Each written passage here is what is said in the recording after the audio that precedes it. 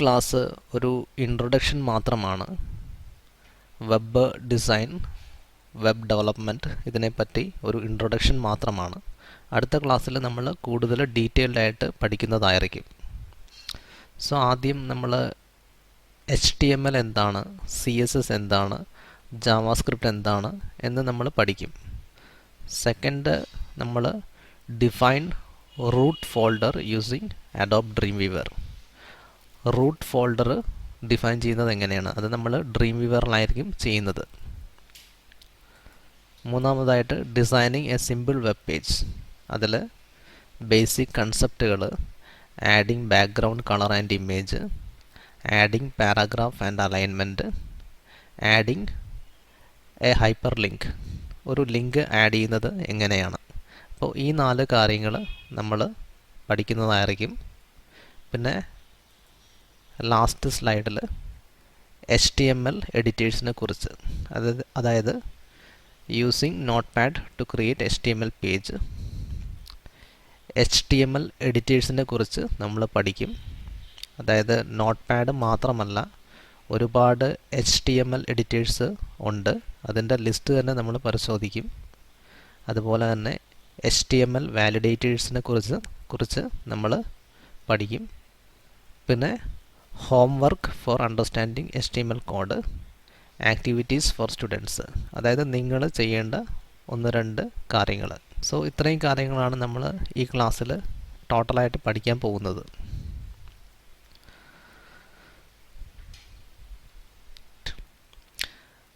Introduction, the Trinity or triad of web. അതായത് web technology എന്ന് പറയുന്നത് ശരിക്കും ഒരു ട്രയാഡാണ്. ട്രയാഡ് എന്ന് പറഞ്ഞാൽ 3 പേരുടെ ഒരു ഗ്രൂപ്പിനെയാണ് ട്രയാഡ് എന്ന് പറയുന്നത്. അപ്പോൾ HTML, CSS, ജാവാസ്ക്രിപ്റ്റ്, ഈ 3 ടെക്നോളജീസാണ് വെബിനെ നിയന്ത്രിക്കുന്നത്. അപ്പോൾ അതുകൊണ്ട് തന്നെ വെബ് പഠിക്കാൻ ആഗ്രഹിക്കുന്ന ഒരാൾ മസ്റ്റായിട്ട് പഠിക്കേണ്ട 3 ടെക്നോളജീസാണ് HTML, CSS, ജാവാസ്ക്രിപ്റ്റ്. അപ്പോൾ തിയറി പറഞ്ഞാൽ തിയറിറ്റിക്കലി ഇതിൻ്റെ കോമ്പിനേഷനാണ് ഒരു വെബ്സൈറ്റ് അല്ലെങ്കിൽ ഒരു വെബ് പേജ്. അപ്പോൾ ഇത് 3ഉം ഇൻ്റർസെക്റ്റ് ചെയ്യുന്ന ആ ഒരു സ്പേസ്, അതിവിടെ ഇൻ്റർസെക്റ്റ് ചെയ്യുന്നതായിട്ട് കാണാം. ഈ ഇൻ്റർസെക്റ്റ് ചെയ്യുന്ന ആ ഒരു ഭാഗമാണ് നമ്മൾ കാണുന്ന വെബ് പേജ് അല്ലെങ്കിൽ വെബ്സൈറ്റ്. ഞാൻ പറയുന്ന തിയറിയാണ്, പ്രാക്ടിക്കലല്ല. തിയററ്റിക്കലി HTMLും CSSും ജാവാസ്ക്രിപ്റ്റും ഇൻ്റർസെക്റ്റ് ചെയ്യുമ്പോഴാണ് ഒരു വെബ് പേജ് ക്രിയേറ്റ് ആകുന്നത്. HTML എന്താണ്, CSS എന്താണ്, ജാവാസ്ക്രിപ്റ്റ് എന്താണ് എന്ന് പഠിക്കാം. ഇപ്പോൾ HTML എന്ന് പറഞ്ഞാൽ ഹൈപ്പർ ടെക്സ്റ്റ് മാർക്കപ്പ് ലാംഗ്വേജ്. അതായത് HTML ഒരു പ്രോഗ്രാമിംഗ് ലാംഗ്വേജ് അല്ല, അത് ബ്രൗസറിൽ നമ്മൾ കണ്ടൻറ്റ് പ്ലേസ് ചെയ്യാൻ വേണ്ടി യൂസ് ചെയ്യുന്ന ഒരു കോഡ് മാത്രമാണ്. അപ്പോൾ അത് എങ്ങനെയാണ്, അതിൻ്റെ ഡെഫിനിഷൻ എന്താണ്, അത് ഡിഫൈൻ ചെയ്തിരിക്കുന്നത് എങ്ങനെയാണ് എന്നൊന്ന് നമുക്ക് നോക്കാം. സോ HTMLൻ്റെ ഡെഫിനിഷൻ ഇങ്ങനെയാണ്: HTML in full, hypertext markup language, a formatting system for displaying text, graphics and audio over the internet on a computer monitor, and such pages contain hypertext link. അതായത് text, graphics, audio, video ഇതെല്ലാം ബ്രൗസറിൽ display ചെയ്യാൻ വേണ്ടി ഉള്ള ഒരു formatting സിസ്റ്റമാണ് ഈ പറയുന്ന hyper text markup language. പിന്നെ ആ പേജസിലൊക്കെ അതിൻ്റെ ഹൈപ്പർ ടെക്സ്റ്റ് ലിങ്ക് ഉണ്ടാവും. അപ്പോൾ നമ്മൾ അതിൻ്റെ ഹൈപ്പർ ടെക്സ്റ്റ് മാർക്കപ്പ് ലാംഗ്വേജ് എന്താണ്, അത് ഡിഫൈൻ ചെയ്തിരിക്കുന്നത് എങ്ങനെയാണെന്ന് നമ്മൾ കണ്ടു. ഇനി HTML is not a programming language, അതൊരു കോഡ് മാത്രമാണ്, കണ്ടൻറ്റ് ഡിസ്പ്ലേ ചെയ്യാനുള്ള ഒരു കോഡ് മാത്രമാണ്. ഇനി നമ്മൾ ഒരു വെബ്സൈറ്റിൻ്റെ കോഡ് എങ്ങനെയാണ് നമ്മൾ കാണുന്നത്? അപ്പോൾ കോഡ് കാണാൻ വേണ്ടി നമ്മൾ എന്താണ് ചെയ്യേണ്ടത്? അതിനൊരു ഷോർട്ട് കട്ട് കീ ഉണ്ട്, ഈ പറയുന്ന Ctrl+U. ഈ Ctrl+U ആണ് അതിൻ്റെ ഷോർട്ട് കട്ട്. അത് ക്രോമിലും ഫയർഫോക്സിലും എല്ലാ ബ്രൗസറിലും അത് സെയിം ആണ്. അപ്പോൾ അതെങ്ങനെയാണ് നമ്മൾ കോഡ് കാണേണ്ടത്. അപ്പോൾ അതായിരിക്കും ഇനി നമ്മൾ പഠിക്കാൻ പോകുന്നത്. കോഡ് കാണേണ്ടത് എങ്ങനെയാണ്. ഒരു വെബ്സൈറ്റ്, ഇപ്പം ഞാനിവിടെ താജ് ഹോട്ടൽസ് ആണ് എടുത്തിരിക്കുന്നത്.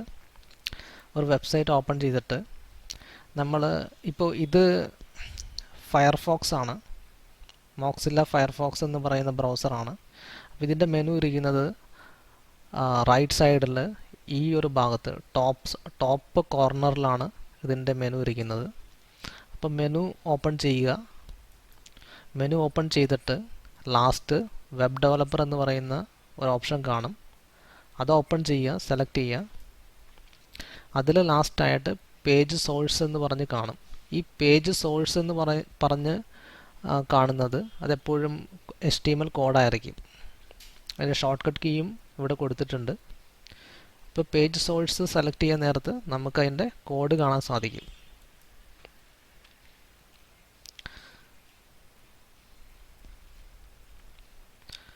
അപ്പോൾ ഇതാണ് അതിൻ്റെ കോഡ്. ഈ കോഡ് ഒരുപാടുണ്ട്. അത് കണ്ട് ആരും പേടിക്കരുത്. കാരണം വെബ്സൈറ്റിൻ്റെ പേജ് എത്രത്തോളം ലെങ്തിയാണ്, അതിനേക്കാളും ലെങ്തി ആയിട്ടുള്ള കോഡായിരിക്കും ഇവിടെ കാണിക്കാൻ പോകുന്നത്. അപ്പം അതിനൊരുപാട് റീസൺസ് ഉണ്ട്. ഏതായാലും അത് കോംപ്ലിക്കേറ്റഡ് അല്ല. അത് നിങ്ങൾ ഇനി പഠിക്കുമ്പോൾ നിങ്ങൾക്ക് മനസ്സിലാവും. It is not complicated. അത് സിമ്പിളാണ്. പിന്നെ കോഡ് ഒരുപാടുണ്ട്. പിന്നെ ഇവിടെ ജാവ സ്ക്രിപ്റ്റിൻ്റെ കുറച്ച് പ്രോഗ്രാമിംഗ് അല്ലെങ്കിൽ സ്ക്രിപ്റ്റിംഗ് കൊടുത്തിട്ടുണ്ട്. അതെല്ലാം കൂടിയാണ് ഇതിനെ ലെങ്തി ആക്കി മാറ്റിയിരിക്കുന്നത്. ഇനി നമ്മൾ CSS എന്താണെന്ന് നമുക്ക് പഠിക്കാം. CSS എന്ന് പറഞ്ഞാൽ കാസ്കേഡിംഗ് സ്റ്റൈൽ ഷീറ്റ്. അത് വെബ്സൈറ്റിൻ്റെ ഡിസൈൻ, ലേഔട്ട് അത് കൺട്രോൾ ചെയ്യാൻ വേണ്ടിയാണ് CSS യൂസ് ചെയ്യുന്നത്. അപ്പോൾ ഈ CSS വെച്ച് വെബ്സൈറ്റിൻ്റെ എല്ലാ പേജസിലും ഒരു കൺസിസ്റ്റൻ്റ് ആയിട്ടുള്ളൊരു ഡിസൈൻ കൊണ്ടുവരാൻ നമ്മൾക്ക് സാധിക്കും. ഡെഫിനിഷനാണ് CSS stands for cascading style sheet. Cascading style sheets are used to format the layout of pages. Layout of web pages.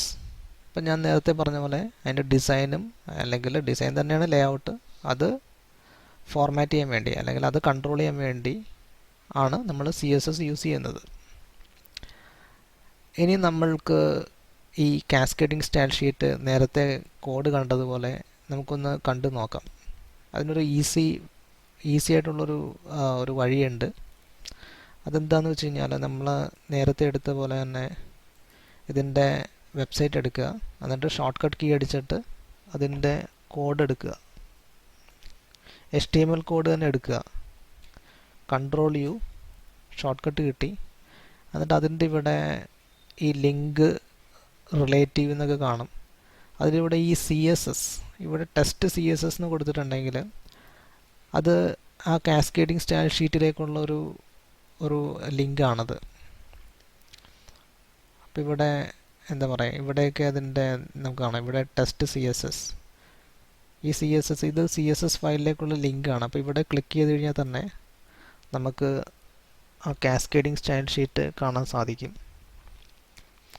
ഇതാണ് ആ താജ് ഹോട്ടൽസിൻ്റെ ഡിസൈൻ, ലേഔട്ട് കൺട്രോൾ ചെയ്യുന്ന കാസ്കേഡിംഗ് സ്റ്റൈൽ ഷീറ്റ്. ഇത് CSS കോഡൊക്കെ എങ്ങനെ എഴുതാൻ പഠിക്കും, CSS കോഡ് എങ്ങനെയാണ് നമ്മൾ ടൈപ്പ് ചെയ്യേണ്ടത്, അതൊക്കെ ഞാൻ പഠിപ്പിച്ചു തരാം. അതിപ്പോഴല്ല, അതിനു മുമ്പ് നമ്മൾ കുറച്ചുകൂടി ഇമ്പോർട്ടൻ്റ് ആയിട്ടുള്ള കാര്യങ്ങൾ പഠിക്കണം. അത് കഴിഞ്ഞിട്ടാണ് നമ്മൾ കോഡൊക്കെ എഴുതാൻ പഠിക്കേണ്ടത്. അത് ഇനി ക്രോമിലാണെങ്കിലും നമ്മൾ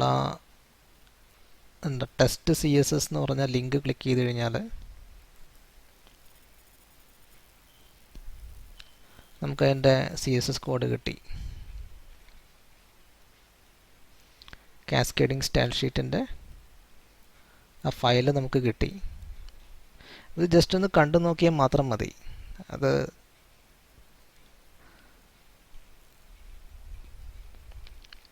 അപ്പോൾ ഈ ഒരു ഫയൽ വെച്ച് ഇവർ ഈ വെബ്സൈറ്റ് ടോട്ടൽ, ഈ വെബ്സൈറ്റിൻ്റെ ഡിസൈൻ മൊത്തം, അതായത് ഇപ്പോൾ ഈ ബാനർ, ഈ ഫോട്ടോഗ്രാഫ്, ഇതൊരു ബാനറാണ്, ഇതെങ്ങനെയാണ് ഇവിടെ അലൈൻ ചെയ്തിരിക്കുന്നത്, അതെല്ലാം ഈ കോഡിൽ, ഈ CSS കോഡിൽ കൊടുത്തിട്ടുണ്ട്. അതുപോലെ തന്നെ ഇതിൻ്റെ ഇതെവിടെയാണ് ഇത് സെൻറ്ററിൽ വന്നിരിക്കുന്നതും അതും CSS കോഡ് കൊണ്ടാണ് അവർ അത് ചെയ്തിരിക്കുന്നത്. ഫോട്ടോഗ്രാഫ് ഇവിടെ അലൈൻ ചെയ്തിരിക്കുന്നത്, ഈ ലെറ്റേഴ്സ് അതിൻ്റെ ഫോണ്ട് എങ്ങനെയാണ്, അതുപോലെ തന്നെ ഇതിൻ്റെയൊക്കെ ലേഔട്ട്, ഇവിടെ ഷാഡോ ഒക്കെ കൊടുത്തിരിക്കുന്നത്, ഇതെല്ലാം CSSലാണ് ഡിസൈൻ ചെയ്തിരിക്കുന്നത്. അപ്പോൾ ഇത് ഏത് പേജ് എടുത്താലും സെയിം ഈ പറയുന്ന കോഡ് കൊണ്ട് ഡിസൈൻ, ഒരു സെയിം ഡിസൈൻ, സിമിലർ ഡിസൈൻ ആയിരിക്കും എല്ലാ പേജിലും. അടുത്ത പേജ് എടുത്താലും സെയിം, അതായത് ഒരു കൺസിസ്റ്റൻ്റ് ഡിസൈൻ ആയിരിക്കും. കാരണം ഒരു പേജിൽ ഒരു ഡിസൈൻ, മറ്റേ പേജിൽ വേറൊരു തരം ഡിസൈൻ, അങ്ങനെ ഒരു ഇതുണ്ടായിരിക്കില്ല. ഇപ്പോൾ ഈ ഒരു നാവിഗേഷൻ മാറുന്നില്ല. അപ്പോൾ എല്ലാ പേജിലും ഏകദേശം സെയിം ആയിട്ടുള്ളൊരു ഡിസൈൻ കൊണ്ടുവരാൻ സാധിക്കും CSS വെച്ചിട്ട്. അപ്പോൾ അതൊക്കെയാണ് CSSൻ്റെ അഡ്വാൻറ്റേജ്.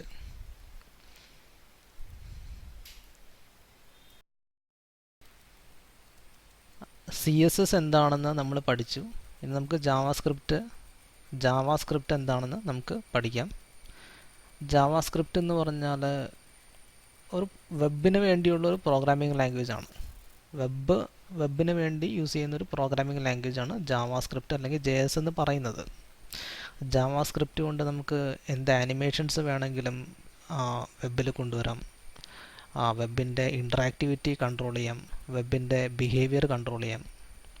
അപ്പോൾ അതിൻ്റെ ഒരു ചെറിയ എക്സാമ്പിൾ നമ്മളിന്ന് കണ്ടു നോക്കാം. എന്നിട്ട് നമുക്കൊരു വെബ്സൈറ്റിൻ്റെ JS എങ്ങനെയാണ് കാണേണ്ടത് അതും നമുക്കൊന്ന് നോക്കാം.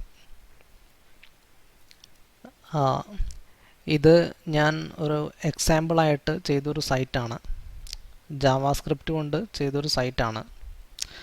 അതായത് ഇപ്പോൾ ഗ്രാഫിക് ഡിസൈനിങ്ങിലാണെങ്കിൽ നിങ്ങളൊരു വിസിറ്റിംഗ് കാർഡോ എന്തെങ്കിലും പോസ്റ്ററോ എന്തെങ്കിലും പ്രിൻ്റ് ചെയ്ത് കഴിഞ്ഞാൽ അതിൻ്റെ കളറ് മാറ്റാൻ പറ്റത്തില്ല. വൈറ്റ് കാർഡ് അടിച്ചു കഴിഞ്ഞാൽ വൈറ്റ് തന്നെ, അല്ലെങ്കിൽ വൈറ്റ് കളറിൽ പോസ്റ്റർ ചെയ്തു അത് വൈറ്റായിട്ട് തന്നെ ഇരിക്കും.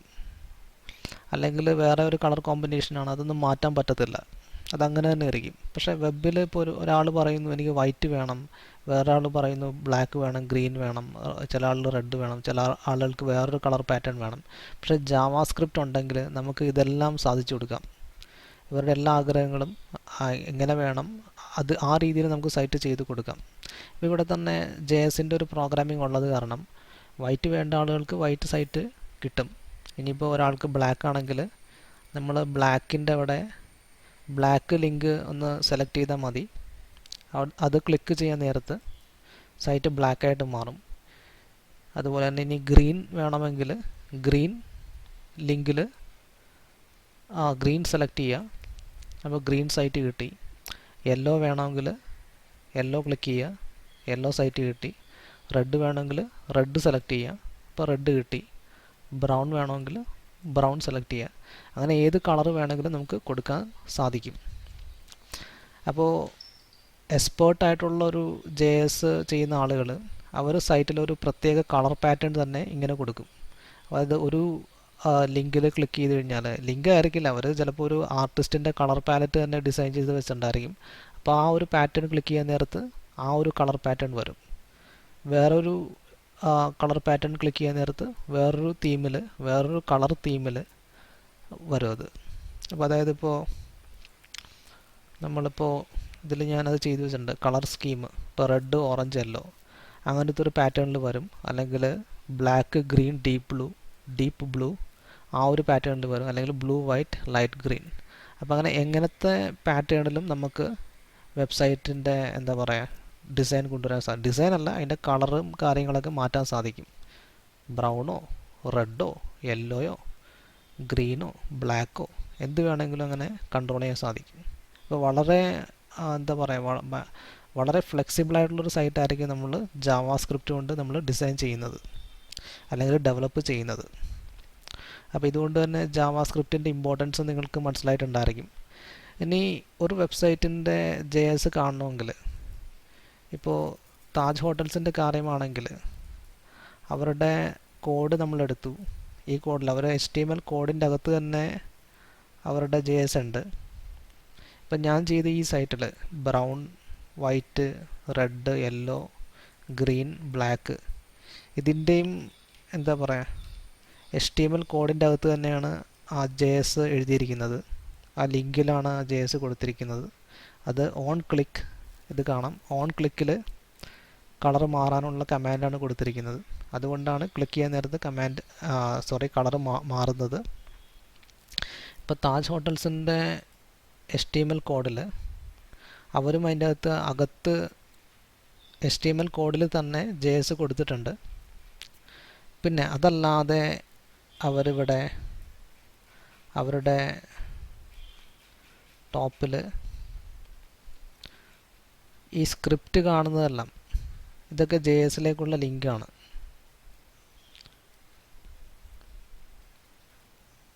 ഇവിടെ .js കാണുന്നുണ്ടെങ്കിൽ അത് JS ഫയലിലേക്കുള്ള ലിങ്കാണ്. ഇപ്പോൾ